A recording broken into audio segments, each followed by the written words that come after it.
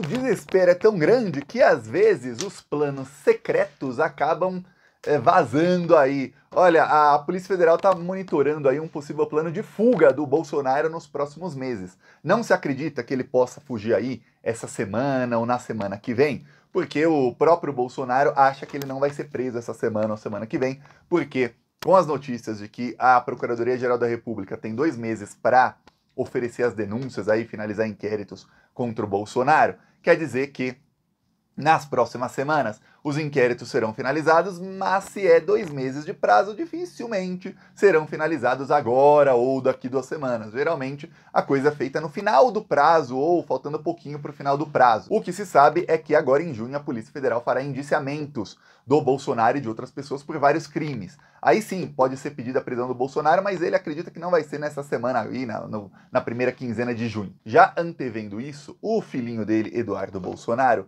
foi para a Argentina junto com a Júlia Mamata e junto com outros parlamentares aí fascistas. Eles foram lá porque a Argentina tem um governo fascista que é o governo Milei. O Milei essa semana rastejou, implorou ajuda para o Lula, porque a Argentina está numa crise energética. Não há aí gás na Argentina. Os argentinos não têm gás para cozinhar.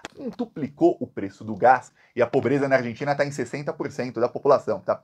Faz com que as pessoas mais pobres não possam comprar gás, ainda tem a falta, a escassez de gás. Então, de duas maneiras aí, o Lula ajudou a Argentina. Até falei outro dia aqui, alguns plantonistas falaram que discordam, outros concordam, não tem que concordar com tudo, mas eu falei, olha, o Lula está sendo bonzinho demais com o Milei. Se fosse o contrário, eles não ajudariam. O Milei jamais ajudaria o Brasil se o Brasil precisasse de absolutamente qualquer coisa da Argentina, sendo o Brasil um governo Lula. Assim como o Bolsonaro jamais ajudaria a Argentina se a Argentina precisasse de qualquer coisa, sendo um governo de esquerda na Argentina e o Bolsonaro presidente do Brasil. A extrema-direita não ajuda os outros porque a extrema-direita sabe que o que importa para eles, antes de qualquer coisa, é a estratégia política. E a estratégia política diz o seguinte: se você ajudar um governo de outro espectro político a ter qualquer sucesso ou a driblar os seus insucessos e a sua incompetência, o que vai acontecer é que a chance desse governo se reeleger ou desse governo manter uma certa popularidade é grande. Porque na hora que as pessoas forem votar, elas não vão lembrar, nossa, eu só tô aqui cozinhando porque o Lula, que é um presidente de esquerda, que é aliado da Kirchner e do Alberto Fernandes, ele forneceu gás pra gente, a Petrobras forneceu aí petróleo pra gente. Não vão. Eles vão pensar, pô, o Milei contornou aí as crises, hein? Ó, parabéns, Milei. É assim que vão pensar os argentinos aí médios, que são esses aí que aprovam o Milei. Lembre-se, ele tem 50% de aprovação, mesmo com a inflação descontrolada, mesmo com a pobreza descontrolada no país dele. Isso é para você ver como a comunicação é importante. Veja um erro aí de muita gente no governo Lula, eles acham que o que importa é a economia. Se a economia melhorar, as pessoas vão passar a aprovar o governo Lula. A economia hoje está muito melhor do que quando o Lula assumiu. Isso mudou alguma coisa? Não, a aprovação do Lula segue em baixa, segue em queda. Mas vai melhorar mais ainda a economia e a aprovação dele vai crescer. Não vai. Esse pessoal não lembra de 2014? O Brasil vivia a melhor situação econômica da história. A Dilma quase perdeu do Aécio. E olha, a Dilma só ganhou porque era o Aécio. Se fosse o Serra ou o Alckmin, o candidato do PSDB, a Dilma tinha perdido. O Aécio era muito fácil de atacar na época. Se fosse Serra, Alckmin ou alguém um pouquinho menos assim, a Dilma tinha perdido na melhor situação econômica da história. A comunicação é que muda. O Bolsonaro fez as pessoas ficarem na fila do pão e mesmo assim elas votavam no Bolsonaro. Na fila do pão, na fila do osso e mesmo assim elas votavam no Bolsonaro. Tá faltando aí algumas pessoas entenderem que a lavagem cerebral que é feita nas pessoas pela extrema-direita é muito forte. Pois bem, eis que os bolsonaristas foram para a Argentina para continuar essa lavagem cerebral e para pedir anistia. Saiu notícia de que vários dos terroristas do dia 8 de janeiro, alguns condenados e outros aguardando a sentença, fugiram para a Argentina. Eles quebraram a tornozeleira eletrônica e fugiram para a Argentina, Paraguai e Uruguai. No caso, o Uruguai tem um governo neoliberal que está para acabar. Um governo aí nem é 100% neoliberal, mas a gente sabe que um governo de centro-direita é neoliberal, é direita. Tá para acabar, tá para ganhar a esquerda no Uruguai. Tá. O Paraguai tem um governo ali também de direita, extrema-direita, que concede asilo ali para muita gente de extrema-direita. E a Argentina tem talvez o político mais louco do mundo, o mais fascista do mundo, que é o Milei, até mais do que o Bolsonaro. E olha, tudo indica aí, nossa, o Milei, ele é completamente louco, mas ele é menos burro que o Bolsonaro, tá? Muito menos burro que o Bolsonaro. Pois bem, o que acontece é o seguinte, o Eduardo Bolsonaro, a Julia Mamato e outros foram lá na Argentina para pedir anistia para todos os condenados do dia 8 de janeiro, todos, e pedir asilo para eles. Anistia, eles podem pedir no Brasil, no STF e tal, não vai ter anistia para ninguém. Porém, quando eles pedem isso na Argentina, eles pedem junto asilo político. Asilo político é o quê? Eles dizem, tem um vídeo do Eduardo Bolsonaro de hoje, que já está bombando nas redes sociais, em que ele diz o seguinte, ele diz, olha, o Brasil é uma ditadura, e nessa ditadura eles podem prender quem eles querem. Então nós precisamos aqui dos hermanos argentinos para oferecer aí asilo.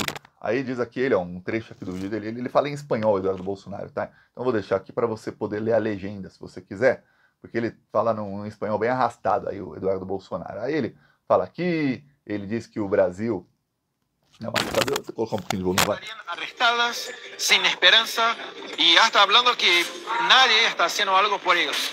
Y esto, todo este trabajo internacional ya empieza a proveer resultados. Por ejemplo, es muy común que personas como estos dictadores que hablamos aquí de Brasil salgan de Brasil, se van a París, New York, Londres para hacer charlas hablando que son defensores de la democracia. Hoy ellos están cancelando esas salidas internacionales porque ya no hay más ambiente, por ejemplo, en Estados Unidos.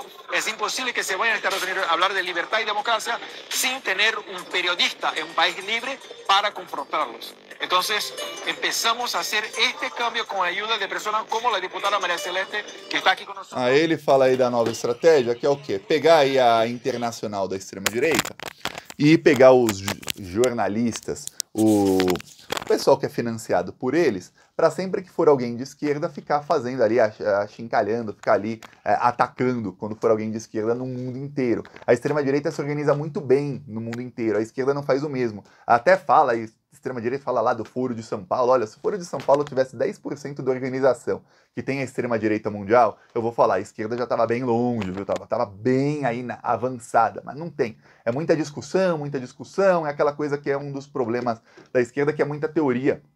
E a parte de ir para a prática acaba demorando. Muitas vezes vão para a prática, sim, muitas ações dão certo, mas tem mais teoria do que prática. A extrema-direita, eles já vão para a prática e corrige os rumos no meio do caminho.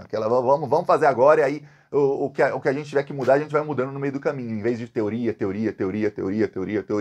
Então, a extrema-direita mundial se reúne, o Eduardo Bolsonaro foi para a Polônia, foi para a Hungria, foi aí no ano passado para Israel, falar com o genocida de lá, vai para a Argentina, e aí eles se reúnem, decidem que ações tomar e já começam a tomar as ações.